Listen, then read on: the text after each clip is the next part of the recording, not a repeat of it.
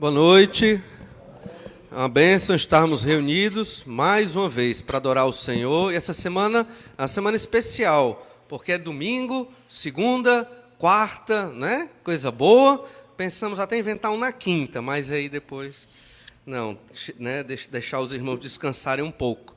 Mas você que pode, venha passar o tempo na virada de ano aqui conosco, para juntos podermos adorar o Senhor e refletirmos na palavra e termos comunhão. Nunca é demais. Temos observado a Epístola aos Hebreus, lições muito importantes para a nossa fé. E uma pergunta para nós começarmos a meditar hoje à noite é exatamente quem nos ajuda nos momentos de dificuldade. Você já parou para pensar nisso? Quem te ajuda nos momentos de dificuldade? Eu sei que às vezes você vai para o pastor, ou às vezes você vai para algum irmão muito amado, ou às vezes você vai para o seu cônjuge, mas existem situações que o homem não tem como lhe ajudar. E talvez você se sinta só, no meio de muitas pessoas. Você se sinta só e desamparado. Mas olhe, nós temos um sumo sacerdote que é por nós. Começamos a observar isso domingo passado. O Senhor Jesus Cristo é um grande sumo sacerdote que nos representa diante de Deus, e Ele é por nós. Às vezes, quando estamos tristes, desconsolados, sem ver solução, ficamos numa tristeza tão profunda que podemos cair até numa depressão grande. Quando isso acontece, nós não estamos crendo o quanto Jesus é por nós. Porque o Senhor Jesus, Ele pode nos tirar de qualquer situação difícil. Muitas vezes, o Senhor Jesus permite que passemos por situações difíceis, exatamente para o buscarmos, para que Ele nos tire dali e nossa fé aumente diante dEle.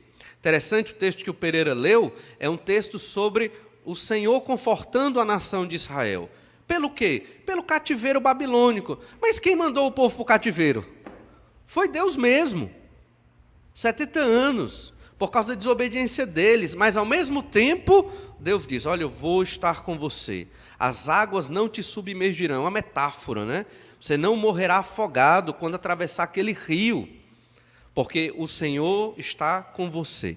O Senhor Jesus, Ele é o nosso grande sumo sacerdote, Ele cuida de nós. Nós vimos na semana passada duas verdades das três que queremos observar sobre esse texto de Hebreus 5, a partir do verso 1. Abra sua Bíblia em Hebreus 5, a partir do verso 1. As duas primeiras verdades que nós observamos, elas são preparatórias. Elas servem para nos guiar a uma grande conclusão nessa primeira parte do capítulo 5. A primeira delas é que o sumo sacerdote humano deve ter compaixão dos pecadores. E a segunda verdade é que o sumo sacerdote humano, ele é o mediador entre os homens e Deus. Ele tem compaixão e ele é o mediador. Que coisa boa, Israel tinha um sumo sacerdote. Verdade, se o sumo sacerdote cumprisse tudo o que era para ser feito, mas ele não cumpria. Na verdade, em boa parte da história da nação de Israel, esse sumo sacerdote viveu longe do Senhor. Arão, que foi o primeiro, digamos assim, da linhagem levítica, cometeu terríveis pecados e não pôde amparar o povo em muitos momentos que o povo precisava de amparo e de uma representação diante de Deus. Nós vimos estas verdades do verso 1 ao verso 4. Olha aí, Hebreus, capítulo 5, do verso 1 ao verso 4, falando desse sumo sacerdote humano. Porque todo sumo sacerdote, sendo tomado dentre os homens, é constituído nas coisas concernentes a Deus, a favor dos homens, para oferecer tanto dons como sacrifícios pelos pecados. E é capaz de condoer-se dos ignorantes e dos que erram, pois também ele mesmo está rodeado de fraquezas. E por esta razão deve oferecer sacrifícios pelos pecados, tanto do povo como de si mesmo. Ninguém, pois, toma esta honra para si mesmo, senão quando chamado por Deus, como aconteceu com Arão. Então, todos esses 4 versículos estão falando de Arão e dos seus descendentes levíticos que se tornaram o sumo sacerdote, que tinham a função de oferecer sacrifício pelos pecados do povo. Nós estamos na nova aliança, não mais na velha aliança. Não precisamos oferecer um cordeiro em sacrifício pelos nossos pecados. Jesus é o Cordeiro de Deus que tira o pecado do mundo. Basta orarmos ao Senhor arrependidos e o Senhor perdoa as nossas falhas e transgressões. O crente nunca desiste da sua carreira de fé. Ele pode sofrer, ele pode se abalar, ele pode estar mais fraco em alguns momentos, mas nunca esqueça disso. Confesse o seu pecado, peça perdão, e o Senhor Jesus, que é o seu sumo sacerdote, vai te reerguer, a despeito ou independente da situação, ou dificuldade ou fraqueza que você enfrente. Muitos crentes, eles usam uma falsa humildade, também chamada de vitimização. Ah, pastor, sou tão pecador, eu não presto para ser cristão, eu não presto para ser crente em Jesus, eu não vou mais para a igreja, eu não vou mais ler a Bíblia, eu não vou mais pregar o Evangelho, eu não presto. Meu futuro, minha vida é no mundo mesmo. Essa não é uma atitude que Deus se agrada. Essa não é a vontade de Deus. Deus enviou Jesus para morrer numa cruz, para nos livrar da culpa dos nossos pecados. Óbvio que nós não devemos viver em pecado e nem viver pecando. Essa também não é a vontade de Deus. Mas, infelizmente, pecamos. E devemos odiar o nosso pecado. E toda vez que pecarmos, temos que confessar, arrependidos, suplicando a Deus o perdão e força, para que Ele nos levante e nós caminhemos a nossa carreira de fé até a volta do Senhor Jesus Cristo. É por isso que temos esse sumo sacerdote maior do que Arão, que foi tentado como nós somos tentados em todos os aspectos, já vimos isso em outro domingo. Jesus foi tentado em todos os aspectos e não caiu. Ele sabe o que nós passamos, só que ele não caiu, nunca pecou, e o Senhor Jesus está pronto para nos ajudar. Jesus, ele não é um Senhor mau. Jesus, ele não quer nos massacrar com leis e regras. Às vezes nós crentes olhamos para a Bíblia e vemos como se fosse um livro cheio de regras que polda as minhas atitudes e a minha vida. Olha, essa visão não é boa, ela não é de Deus, porque na verdade a palavra de Deus, a Bíblia Sagrada, é um livro libertador. É o contrário. Jesus, ele veio para nos libertar de quê? Do pecado, porque o pecado é a nossa grande tragédia. O pecado é o nosso grande problema. O meu pecado é o meu grande problema. E se eu não sou mais feliz, a culpa não é dos irmãos, nem é da sociedade de pecado, é do meu próprio pecado. Quando você entender verdadeiramente estas verdades que vêm da palavra de Deus, você vai perceber como é maravilhoso seguir ao Senhor Jesus Cristo. Como a Bíblia nos liberta de tantas situações terríveis que estão na nossa mente e no nosso coração, e como a palavra de Deus nos dá um caminho excelente. Só que é difícil às vezes, porque somos humanos, pecadores. Por isso temos um sumo sacerdote que se compadece de nós. E essa é a grande e terceira verdade: o sumo sacerdote divino, ele cumpriu as exigências por nós. Um sumo sacerdote divino, ele cumpriu tudo o que era necessário para termos uma vida feliz, aqui na terra e nos céus também. Irmãos, como diz lá em Efésios, nós temos toda sorte de bênçãos espirituais. E muitas vezes não nos aproveitamos delas para viver uma vida maravilhosa com Deus. Olha então como ele faz a transição, no verso 5, de um sumo sacerdote humano para um sumo sacerdote divino. Esse sumo sacerdote divino, ele cumpriu todas as exigências por nós, para nos dar esta vida boa com Deus. Olha o verso 5.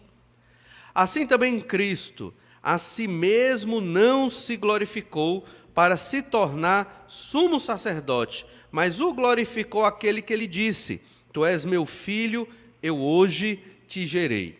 Você já deve ter percebido que aqui o autor de Hebreus novamente cita um texto do Salmo 2, verso 7, Tu és meu filho, eu hoje te gerei.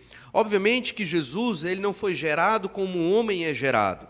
Jesus é gerado de Deus em que sentido? No sentido de que Jesus é Deus como Deus, Pai é Deus. O Pai, o Filho e o Espírito Santo são a divindade.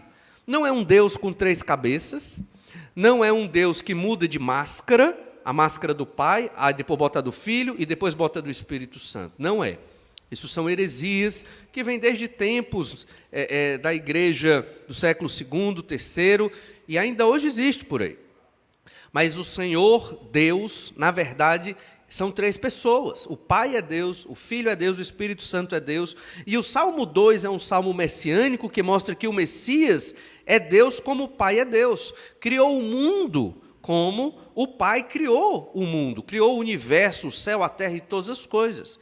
Por isso que em Hebreus capítulo 1, o início dessa epístola trata exatamente de reforçar Jesus Cristo como Deus, como o Pai é Deus, Criador e sustentador de todas as coisas.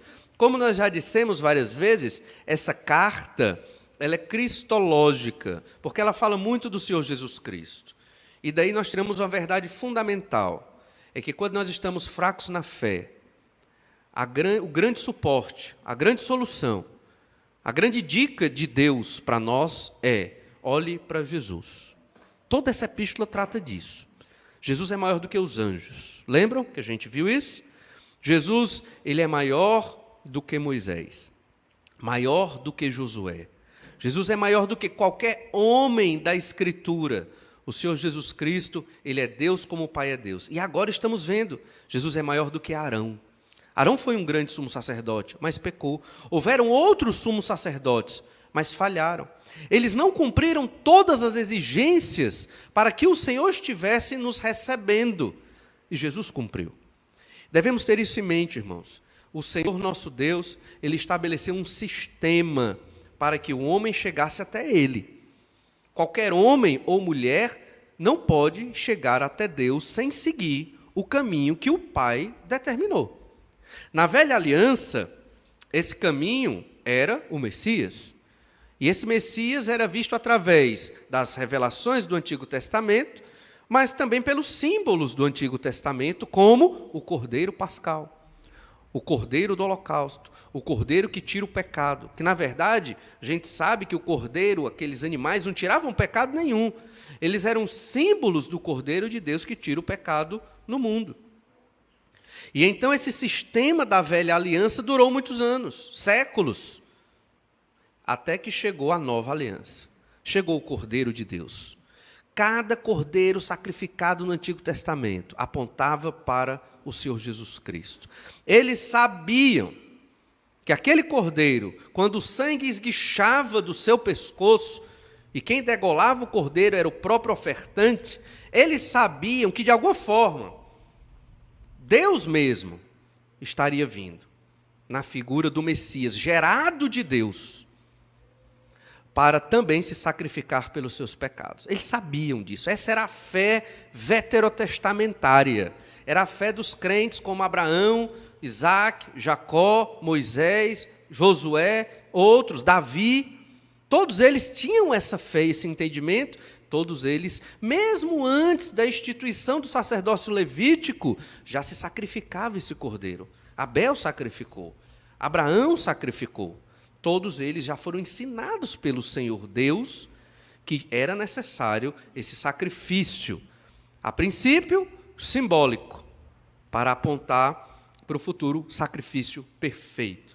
E então, quando o autor de Hebreus diz: Tu és meu filho, eu hoje te gerei, ele está falando de um outro sumo sacerdote. Um sumo sacerdote que se compadece de nós, mas de modo mais perfeito e excelente que o sumo sacerdote da velha aliança. Um sumo sacerdote que quer cuidar de nós, porque ele veio para isso. Jesus veio para cuidar de nós, morrer numa cruz pelos nossos pecados, nos fortalecer nas adversidades. Quando você estiver fraco na fé, frio, por causa dos medos, das situações da vida, dos temores que nós permitimos que entrem na nossa mente, na nossa vida, você olha para Jesus. você busca o Senhor Jesus Cristo. Ele é o único que pode lhe dar plena força, que pode lhe conduzir a um estado excelente, porque Ele não é um sumo sacerdote humano, Ele é Deus mesmo, e Ele se importa conosco. Esses textos estão nos mostrando isso, desde o capítulo 1, são argumentos para convencer aqueles irmãos que eram cristãos judeus, que estavam com medo de morrer na perseguição, perseguidos pelos próprios compatriotas judeus, porque eles eram cristãos, eles estavam com medo, e eles estavam fracos na fé por causa deste medo. Não é o nosso caso hoje, nós não temos esse medo deles, de uma perseguição, mas talvez tenhamos outros medos, talvez existam outras situações nas nossas vidas, que pouco a pouco, dia a dia, vão enfraquecendo a nossa fé. E o argumento é este: assim também Cristo, a si mesmo, não se glorificou para se tornar sumo sacerdote, mas o glorificou aquele que lhe disse, e foi o Pai que disse: tu és meu filho, eu hoje te gerei. Interessante que existe uma palavra, um verbo que se repete aqui no verso 5, é o verbo glorificar. Servir como sumo sacerdote é glorificar a Deus. Então Jesus ele não se glorificou, foi Deus que o glorificou. Então um sumo sacerdote ele é chamado por Deus, e o Pai chamou o Filho para ser esse sumo sacerdote e para glorificá-lo, vindo à terra e fazendo a mediação entre os homens e Deus. Como eu disse, Deus deixou um sistema para nós buscarmos a Deus, porque o pecado fez uma grande separação entre o homem e Deus. Qualquer pessoa da humanidade não pode chegar e simplesmente, vou conversar com Deus agora. Não pode. Não funciona assim. Não é dessa forma. E como é? Somente através do Senhor Jesus Cristo. Não há outro mediador. Maria não media. Isso não está na Bíblia Sagrada, é invenção de homens. Não existe nenhum guru, nenhum santo católico, não existe nenhum pastor, bispo ou apóstolo, porque não existe apóstolo hoje, que possa mediar entre nós e Deus.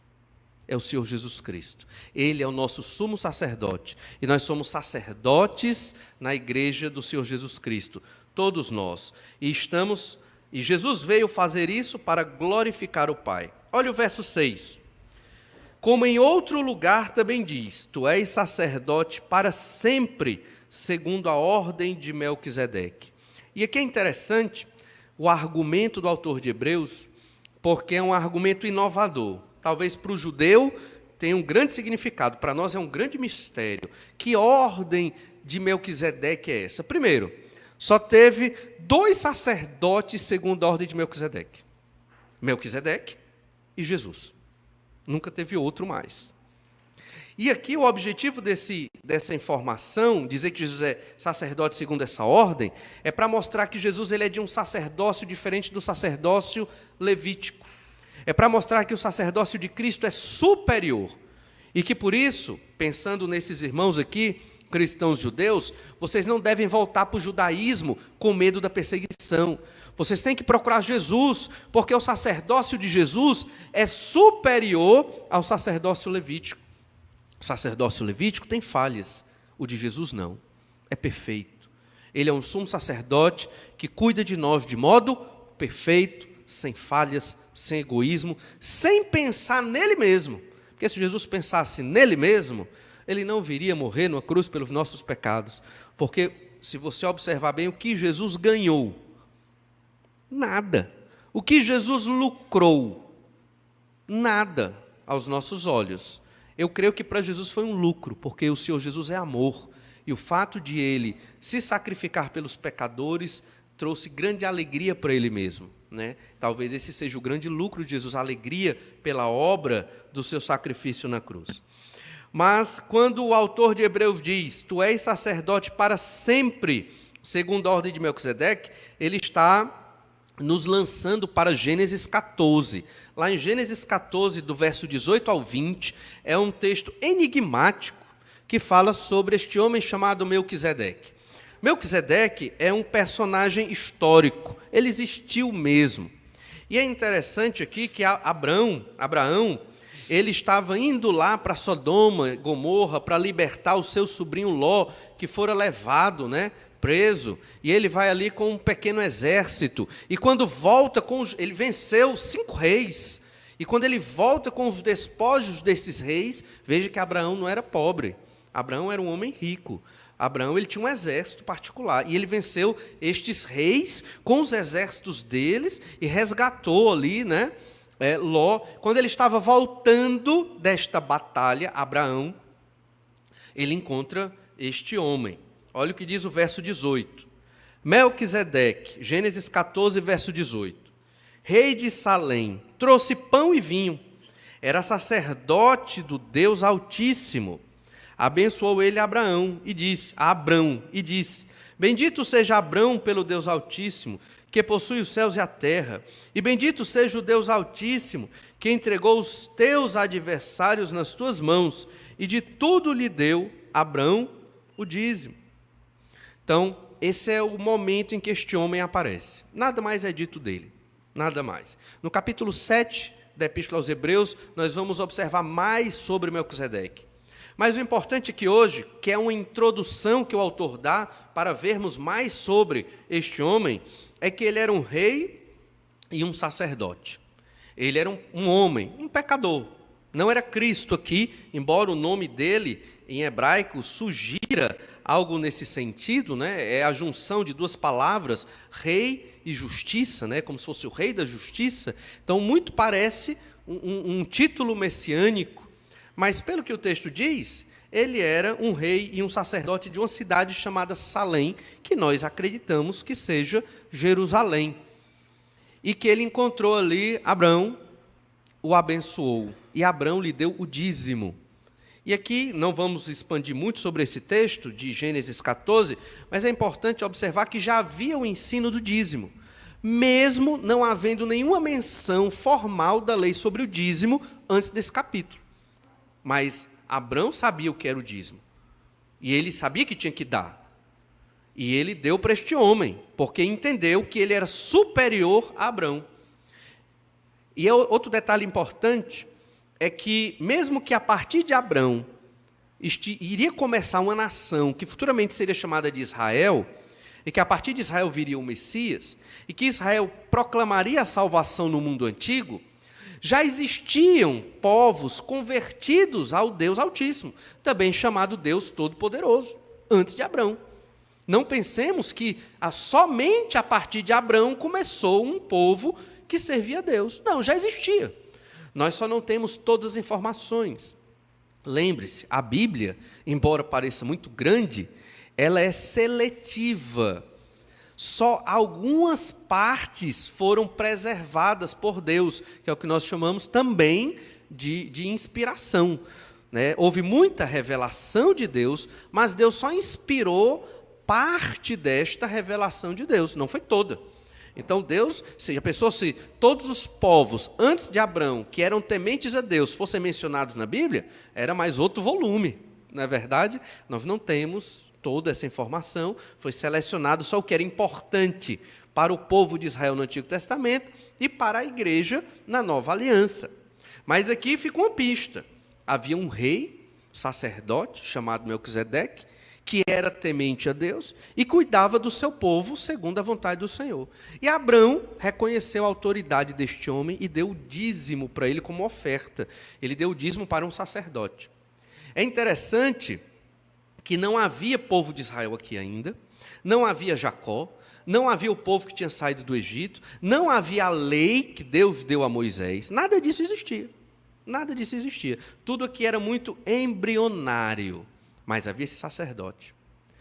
E Jesus é dessa ordem. Em que sentido? Porque Melquisedeque é superior a Abrão. Jesus é superior ao sacerdote levítico. Jesus é superior a Arão. Logo, irmãos judeus, vocês não podem deixar Jesus para voltar para o judaísmo.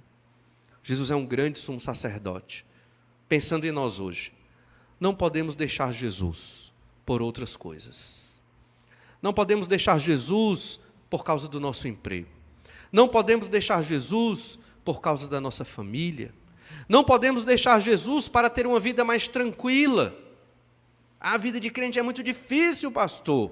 Tem que estar na igreja, fim de semana, tem que ler a Bíblia, chega cansado do trabalho, tem que fazer culto doméstico, tem que ensinar os filhos a Bíblia. É complicado. É isso mesmo. Não deixe Jesus por causa disso. Jesus é mais excelente do que tudo na sua vida, até do que o seu momento de lazer, do que o seu momento de descanso, é mais importante do que uma vida tranquila. Jesus, ele nos trouxe paz com Deus, mas Jesus é mais importante do que a nossa própria paz e tranquilidade. Já parou para pensar nisso? Esses irmãos aqui, que receberam essa carta, eles estavam atribulados, medo de morrer. Já teve medo de morrer? Você já teve medo de morrer? Acho que todo mundo aqui já passou por alguma situação que teve medo da morte. Não é verdade? Pois é. A revelação de Deus para essa igreja aqui, esses irmãos judeus, foi essa. Jesus é mais importante do que tudo, porque ele é um sumo sacerdote superior ao sacerdócio levítico, e ele se importa com você. Ele veio para morrer numa cruz pelos seus pecados. Ele se compadece de você. Talvez você é que não queira procurá-lo. Então, quando estivermos fracos na fé, olhe para Cristo. Busque o Senhor Jesus. Porque Ele é o único que pode fortalecer a minha e a sua fé. Sem o Senhor Jesus Cristo, ninguém permanece firme. Essa é uma verdade. Porque é pela graça de Deus. E é o Senhor Jesus que nos sustenta. Melquisedeque é mencionado novamente lá no Salmo 110, verso 4, Salmo messiânico. Lá no Salmo 110, verso 4 diz: o Senhor jurou e não se arrependerá. Tu és sacerdote para sempre, segundo a ordem de Melquisedeque. Você percebe então que o autor de Hebreus não cita Gênesis 14, ele cita o Salmo 110, porque o Salmo 110 já faz a interpretação de Gênesis 14. Mas isso nós vamos observar mais detidamente lá no capítulo 7, onde voltamos a tratar sobre Melquisedeque e Jesus como um sumo sacerdote desta ordem. Olha então o verso 7. Hebreus 5, verso 7. Diz assim: aqui ele agora está falando de Jesus, esse sumo sacerdote superior ao sacerdócio levítico da ordem de Melquisedeque. Ele, Jesus, nos dias da sua carne, tendo oferecido com forte clamor e lágrimas, orações e súplicas, a quem o podia livrar da morte, e tendo sido ouvido por causa da sua piedade, embora sendo filho, aprendeu a obediência pelas coisas que sofreu. E tendo sido aperfeiçoado, tornou-se o autor da salvação eterna para todos os que lhe obedecem. Esses 3 versículos que nós lemos, 7, 8 e 9, eles são a síntese do Evangelho do Senhor Jesus Cristo. Ele fala o que Jesus veio fazer, que foi sofrido para Jesus vir morrer na cruz pelos nossos pecados, e que ele se tornou o autor da salvação eterna. O Evangelho está aqui. Você pode pegar esses versículos e evangelizar uma pessoa e dizer: olha o que Jesus veio fazer. Está vendo? Você quer crer neste Jesus que veio morrer na cruz pelos teus pecados? Jesus, ele, pensando no verso 7, nos dias da sua carne, ao se oferecer como sacrifício, ele fez isso com forte clamor e lágrimas. Não devemos esquecer, irmãos, principalmente quando celebramos a ceia do Senhor, o que Jesus sofreu por nós. Emocionalmente, psicologicamente, fisicamente, espiritualmente. É inenarrável, não dá para descrever. Se você teve um sofrimento grande na vida, o de Jesus foi muito maior. O de Jesus foi muito maior. Jesus perfeito e sem pecado. Primeiro, viveu no meio de pecadores. E sem ser reconhecido como Deus. Sendo Deus, Jesus criou os pecadores que estavam ao redor dele, o maltratando. Pensou. Toda a vida de Jesus foi assim.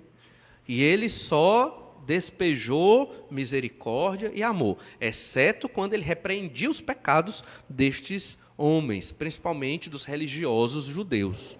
né, da época de Jesus. O Senhor Jesus, então, ele caminha para Jerusalém. Em Lucas, nas mensagens de Lucas, domingo de manhã, Jesus está indo para Jerusalém. Em breve vai chegar, todos os evangelhos tratam da última semana de Cristo. E a parte mais importante dos evangelhos, que tem mais volume de texto e mais bem descrita, é a última semana de Jesus, porque é a mais importante. É quando Jesus é crucificado e ressuscita. Jesus vai para Jerusalém. E estando ali, celebra a última Páscoa e a primeira ceia, ali naquele momento, no cenáculo. E o Senhor Jesus também, logo em seguida, é abandonado pelos apóstolos, seus amigos íntimos, que viveram com ele 3 anos, aproximadamente. E o Senhor Jesus estava orando, e nem a orar eles conseguiam, porque estavam tomados de sono. E enquanto Jesus orava, olha o que acontecia. Lá em Lucas 22, verso 41, nós temos o melhor relato do sofrimento de Jesus para morrer numa cruz pelos nossos pecados. Olha Lucas 22, verso 41. Diz assim: ele, por sua vez, se afastou, cerca de um tiro de pedra, falando aqui de Jesus, e de joelhos orava, dizendo: Pai, se queres, passa de mim este cálice. Contudo, não se faça a minha vontade, e sim a tua. Então lhe apareceu um anjo do céu que o confortava. E estando em agonia, orava mais intensamente. E aconteceu que o seu suor se tornou como gotas de sangue, caindo sobre a terra. Levantando-se da oração, foi ter com os discípulos e os achou dormindo de tristeza. Já pensou se Jesus pensasse assim: rapaz, ninguém liga para o que eu estou fazendo aqui, né? Eu estou vindo aqui morrer pelos pecados desse povo, eles estão dormindo de tristeza. Nem os que viram os milagres que eu fiz estão ligando para o que eu vou fazer. Já pensou? Você tem um ministério nesta igreja, você tem um ministério na obra do Senhor de alguma forma, e aí você está desanimado. Estou desanimado. Os irmãos não ligam para o que eu estou fazendo. Ninguém se importa com as coisas que estão acontecendo aqui nesta igreja. Sabe de uma coisa? Eu não vou mais servir, não. Não vou mais servir. Ninguém liga. Ninguém liga. Eu não sei se você já passou por isso. Eu já passei. Eu acho que talvez todo crente já tenha passado por isso. É uma tentação. Se ninguém liga, por que eu vou ligar? Mas aí você lê um texto como esse. E aí o Espírito Santo lhe fala quase audivelmente: irmão, melhor, o Espírito Santo não vai me chamar de irmão, né? Mas Valnei, né? Não importa se ninguém liga. Não importa. O que importa é o que você tem que fazer para a honra e glória de Deus. Acabou. Se ninguém liga, problema deles. Jesus se levantou daquela oração e foi cumprir a sua missão. Você acha que foi fácil para o Senhor Jesus? O autor de Hebreus deixa muito claro aqui, sintetizando, com forte clamor e lágrimas. Ele estava refletindo o texto de Lucas. Por isso alguns acham que Lucas foi que escreveu Hebreus, mas ninguém tem certeza. Ele estava refletindo esse texto, o quanto Jesus sofreu pelos nossos pecados.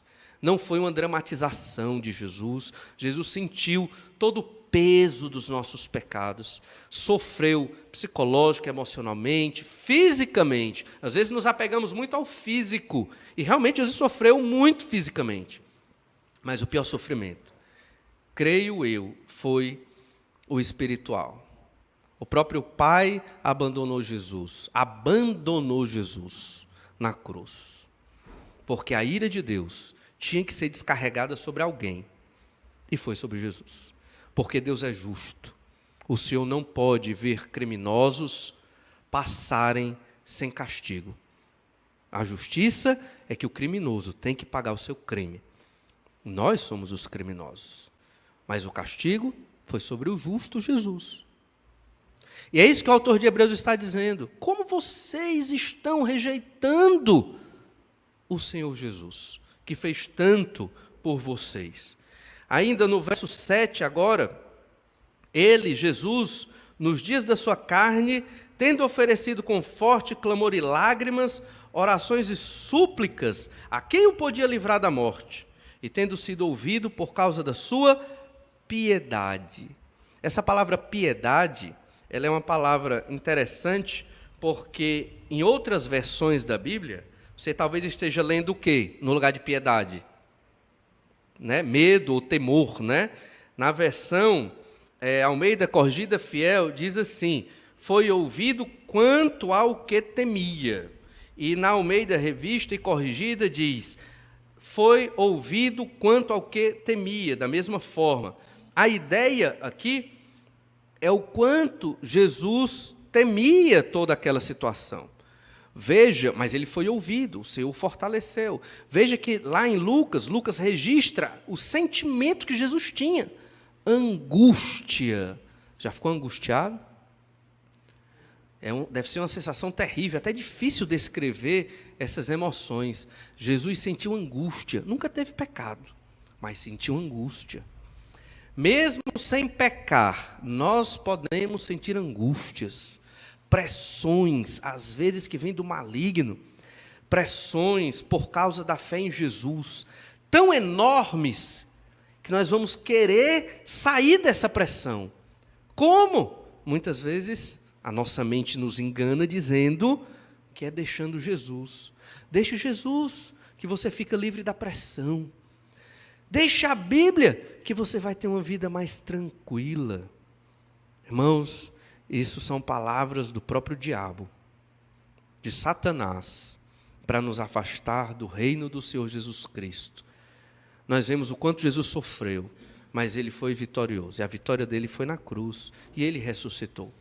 O problema não é a Bíblia, nem é Jesus, nem é a igreja, embora todos sejamos pecadores aqui, o problema não é esse não. O problema é o nosso próprio pecado. O pecado é que nos faz enxergar as coisas da maneira errada. E pare para pensar bem, muitas vezes a nossa solução para os problemas é não ler a Bíblia. Olha que coisa doida, né? Você está passando por um problema, deixa de ler a Bíblia. Nunca, como? É o contrário. Você está passando por um problema, aí deixa de orar. Era para estar fazendo era jejum e oração. Aí deixou de orar. Como? É porque a nossa mente de pecado nos engana, nosso coração nos engana, para que nós escolhamos exatamente o que está longe do que Deus quer. O que Deus quer, irmãos, é que nós olhemos para esse Jesus, o Senhor, Ele que foi ouvido, porque não só pela ideia de uma vida piedosa, e a tradução piedade, a tradução temia, se refere a uma reverência diante de Deus, né? E Jesus tinha essa reverência diante do Pai, e também temia o que haveria de lhe acontecer, estava angustiado. Senhor, se possível, passa de mim este cálice, mas antes seja feita a tua vontade e não a minha. É por isso que os crentes em Jesus, eles fazem coisas que muitas vezes eles não queriam fazer. Numa perspectiva humana, né, pensando em mim, ou você pensando em você, eu não queria isso. Mas eu sei que isso é o pecado falando para mim.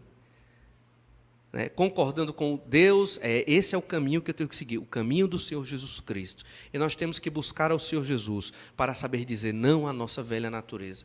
As ideias de pecado que estão na nossa mente, elas estão aqui. Por isso você tem que ler a Bíblia todo dia, para avaliar os seus pensamentos, para não permitir que os seus pensamentos lhe enganem, lhe traiam, e você escolha um caminho de pecado, que vai lhe levar para longe de Deus. E qual o resultado disso? É sofrimento. Não há felicidade para quem está longe do Senhor Jesus Cristo. Não há. Não tenho nem dúvida de dizer isso. Por quê? Porque é Bíblia. Está na palavra de Deus. O Senhor é quem nos dá vida e vida em abundância. O Senhor é a nossa alegria, ao ponto de estarmos dispostos a deixar tudo pelo Senhor Jesus Cristo. Agora, é óbvio que isso demanda uma vida de busca e de olhar para o Senhor Jesus Cristo. Olha Hebreus capítulo 5, verso 8. Embora sendo filho, aprendeu a obediência pelas coisas que sofreu. Veja, Jesus sofreu. Por que Jesus aprendeu a obediência? Jesus nunca precisou obedecer, Ele é Deus. Jesus nunca teve começo nem teve fim, mesmo quando nasceu ali de Maria, ali não foi o começo de Jesus, ele sempre existiu, ele criou todas as coisas, mas ele, quando se fez carne, precisou aprender. Já pensou Jesus precisando aprender? Lá em Filipenses 2, do 6 ao 8, nos ajuda a entender isso. Filipenses 2, verso 6 diz: pois ele, Filipenses 2, 6, pois ele, subsistindo em forma de Deus, não julgou como usurpação o ser igual a Deus, antes a si mesmo se esvaziou, assumindo a forma de servo, tornando-se em semelhança de homens e reconhecido em figura humana. A si mesmo se humilhou, tornando-se obediente até a morte, morte de cruz. Então veja o que o Senhor Jesus teve que fazer para ser obediente pelas coisas que sofreu. Aprender a sofrer, porque Deus nunca sofreu, irmãos. Deus é Deus. Nada afeta ou abala Deus, porque o Senhor nosso Deus, Ele é constante. É tão interessante isso. Deus não precisa melhorar. Ele é. Nós precisamos melhorar. Deus não. Deus não precisa rever os seus planos, se falhou aqui ou ali, porque Deus é perfeito. Nada em Deus muda. Não há variação em Deus, porque Ele é tudo. Ele é perfeito, soberano, todo-poderoso, grandioso. Nosso Deus é um Deus em quem nós podemos confiar nossa vida de olhos fechados, sem medo. E o Senhor vai resolver, porque Ele é Deus. Deus nunca sofreu, a não ser o Filho. O Filho veio para sofrer. E Ele aprendeu a sofrer, para ser o nosso Salvador. Não poderíamos ter um Salvador de outra forma. Não poderia haver um Salvador que não morresse em substituição da condenação dos nossos pecados. Não poderia. Senão não seria um Salvador. E então Jesus se esvaziou, se humilhou, reconhecido em figura humana, não deixou de ser Deus, obviamente, mas deixou o uso dos seus atributos divinos, dos seus poderes, ele deixou de usá-los para poder sofrer, porque como é que um ser todo-poderoso sofre dor? É impossível, não funciona. Então, naquele momento, Jesus se limitou, tanto que quando você lê bem o Evangelho de Lucas, Lucas vai dizer que o Espírito Santo guiou Jesus. Em vários momentos é o Espírito Santo que guia, que mostra as coisas para Jesus, porque o Senhor Jesus, naquele momento, enquanto carne, ele estava o quê? Limitado, e entregue na mão dos homens. Lá em Lucas 2,52 diz: e crescia Jesus em sabedoria, estatura e graça diante de Deus e dos homens. Ele ia crescendo, aprendendo, sofrendo, percebendo a injustiça na humanidade, por isso ele é um sumo sacerdote que entende o nosso sofrimento, as situações que passamos, porque ele nunca pecou e veio para morrer numa cruz pelos nossos pecados e para cuidar de nós. Verso 9, Hebreus 5, verso 9, diz assim: e tendo sido aperfeiçoado, tornou-se o autor da salvação eterna para todos os que lhe obedecem. O Senhor Jesus, ele foi aperfeiçoado em que sentido? Ele era imperfeito? Ele era pecador? Não. Ele foi aperfeiçoado porque ele foi habilitado, qualificado. Ele teve algo mais que o Salvador precisava ter. O quê? Ser homem e sofrer como homem. O Salvador, ele tinha que ser Deus e tinha que ser homem. Ele não podia ser só Deus e ele não podia ser só homem. Se fosse só homem, eu vou me matar, vou me crucificar para perdoar os pecados, os nossos pecados aqui. Sim, e daí? Eu sou pecador, sacrifício imperfeito, não funciona para Deus. Então, pecador como todos nós. Deus não se agrada, não funciona. Tem que ser um sacrifício perfeito para expiar, cobrir o pecado, perdoar os pecados nossos.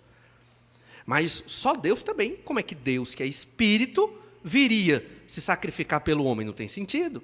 Assim como Adão trouxe o pecado ao mundo, teria que vir, e Paulo explicou isso muito bem, o apóstolo Paulo, teria que vir um segundo Adão para poder, né, livrar a humanidade da condenação dos seus pecados. Esse segundo Adão é Jesus, o Senhor Jesus Cristo. O pecado entrou por um homem, e a morte, consequentemente.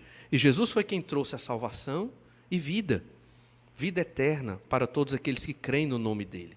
Por isso, o Salvador tinha que ser Deus e tinha que ser homem. Nesse sentido, Jesus foi aperfeiçoado, e ele é o autor da salvação. Ele criou a salvação, ele iniciou a salvação do povo da velha aliança e do povo da nova aliança, e de todos os que creem no nome do Senhor Jesus Cristo. A salvação eterna, é muito claro, não é a salvação da morte física somente, a salvação eterna, de uma vida eterna com Deus. Só que veja o detalhe, esta salvação é para quem? Para todos os que lhe obedecem. Uma marca do discípulo de Jesus é guardar os mandamentos de Jesus. João 14, 21, isso é muito claro. Aquele que tem os meus mandamentos e os guarda, esse é o que me ama. Ou seja, aquele que creu em Jesus, guarda os mandamentos. Porque ele ama Jesus. Ele vê nos mandamentos do Senhor, na lei da palavra de Deus, não uma lei opressora, mas uma lei libertadora, e ele quer obedecer. Essa verdade do verso 9, ela se repete, a de Jesus como o autor da nossa salvação. Olha Hebreus 2,10, já vimos isso no capítulo 2. Hebreus 2,10 diz: porque convinha que aquele por cuja causa e por quem todas as coisas existem, conduzindo muitos filhos à glória, aperfeiçoasse por meio de sofrimentos o autor da salvação deles. Aqui Deus é quem aperfeiçoa Jesus por meio de quê? Sofrimentos. O autor da salvação teve que sofrer. É por isso que nós servimos ao Senhor Jesus, por tudo que ele sofreu por nós. Você pode ser um crente que talvez não faça nada por Jesus.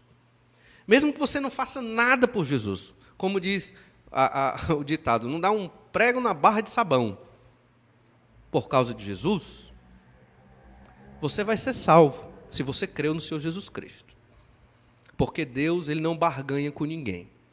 O Senhor, ele dá a salvação de graça e pela graça de Deus. É como o apóstolo Paulo disse lá em 1 Coríntios, serão salvos como que pelo fogo. Mas no tribunal de Cristo, segundo os Coríntios 5, o que é que você vai ter para ofertar ao Senhor Jesus Cristo? Que obras você fez para Jesus na sua vida? Chegando o ano novo, que obras você fez para Jesus? Onde, no ano de 2018, você se sacrificou por Jesus? Em que momento você suou por Jesus? Pela obra do Senhor Jesus Cristo, que é a igreja de Deus? Foi pregando o evangelho aos perdidos? Foi discipulando pessoas? Foi numa vida de oração? Foi lendo a Bíblia? Foi fazendo alguma coisa na igreja de Cristo para o Senhor Jesus? Onde? Em que momento você se sacrificou pelo Senhor Jesus Cristo? Se todos nós pensarmos assim, eu imagino que vamos chegar à seguinte conclusão: fiz pouco, ou quase nada, diante de tudo o que Jesus fez por nós. Irmãos, Jesus é o autor da salvação por meio de sofrimentos, que não temos como medir.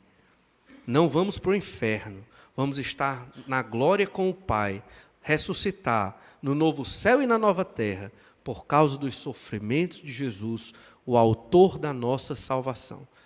Se você quer um motivo para você servir ao Senhor Jesus, é esse.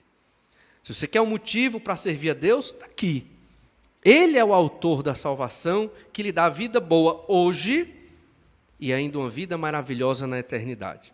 Ainda em Hebreus 12, verso 2, o autor de Hebreus fala da ideia de Jesus como autor da salvação e de tudo que Jesus sofreu por nós, só que aqui ele está dizendo, olhe para Jesus. Olha Hebreus 12, verso 2. Olhando firmemente para o autor e consumador da fé, Jesus, o qual, em troca da alegria que lhe estava proposta, suportou a cruz, não fazendo caso da vergonha, e está sentado à destra do trono de Deus. A palavra ignomínia, palavra complicada, se refere à vergonha. E um detalhe histórico interessante é que quando Jesus foi crucificado, se ele foi crucificado como todos os outros criminosos, e eu acredito que foi pelo relato bíblico, Jesus, ele estava nu, crucificado, como um bandido, como os outros bandidos estavam ali. Imagine. E ele é o autor da salvação. Então, é aí que você tem que ver. O que é que Deus pediu de mim para eu ser salvo? O que é que Deus pediu de você para você ser salvo? Né? Que barganha? O que é que Jesus exige de você para a salvação? Nada. Nada. Certa vez eu preguei o evangelho para um homem e segui os passos, né, versículos lá da Epístola aos Hebreus.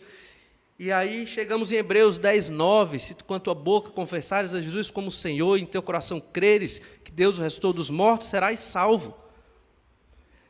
Aí ele, é só isso? Eu digo, é só isso. Por quê? É só isso para nós, não é verdade? Mas para Jesus não foi só isso. Entendem? Jesus é Deus. Isso, irmãos, estas verdades que o autor da Epístola aos Hebreus nos coloca, é para que nós percebamos o tamanho do sacrifício do Senhor por nós. E para que nós fiquemos firmes na fé. Não existe problema tão grande, nem poço tão profundo, que Jesus não possa te tirar de lá. Não existe. Se você faz do seu problema, da sua situação de vida, algo impossível, é porque você entrou na incredulidade e deixou de acreditar num Deus todo-poderoso que nos livra de todos os males.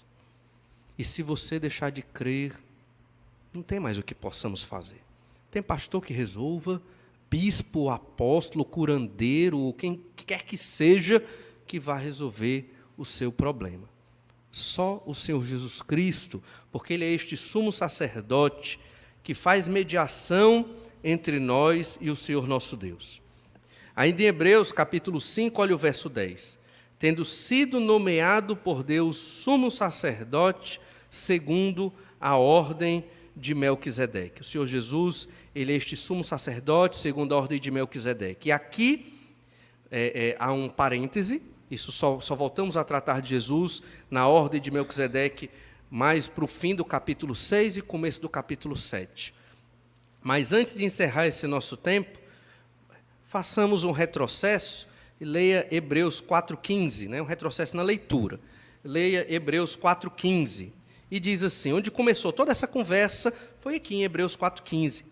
Porque não temos sumo sacerdote que não possa compadecer-se das nossas fraquezas. Antes foi ele tentado em todas as coisas, a nossa semelhança, mas sem pecado. Acheguemo-nos, portanto, confiadamente, junto ao trono da graça, a fim de recebermos misericórdia e acharmos graça para socorro em ocasião oportuna. Tem problemas? Está angustiado, aflito, cheio de tristeza, ou sobrecarregado de pensamentos terríveis? Achegue-se ao trono da graça. Ore. Você tem um sumo sacerdote que cuida de você, se compadece de você, faz a mediação entre você e Deus, um advogado que lhe defende diante do Senhor, é o Senhor Jesus Cristo. Irmãos, nós temos esta bênção e não usamos muitas vezes. Confiamos em outros recursos, em médicos. Não tiro o mérito dos médicos, obviamente, mas eles não resolvem certos problemas, que são da dimensão do espírito. Hoje estava falando da escola dominical, nós somos seres políticos, somos seres econômicos, somos seres sociais, somos seres da psique, mas também somos seres espirituais. Se você negligencia o cuidar do seu espírito, da sua vida com Deus, de buscar o seu Salvador nos momentos de aflição, irmão, não vai ter outra forma de resolver. E aí os problemas virão e é muito difícil. O Senhor Jesus, é Ele que nos conforta, nos consola, é Ele que devemos buscar. Ele é um sumo sacerdote que cuida de nós. Vamos orar, pedir que o Senhor nos abençoe. Pai, só temos que te agradecer pelo teu tão grande amor. Sem ti, Senhor Deus, não teríamos vida eterna. E sabemos que temos, pelo sacrifício do Senhor Jesus na cruz do Calvário. Sabemos que esta vida, por causa dos nossos pecados, ela não é fácil, ela não é simples.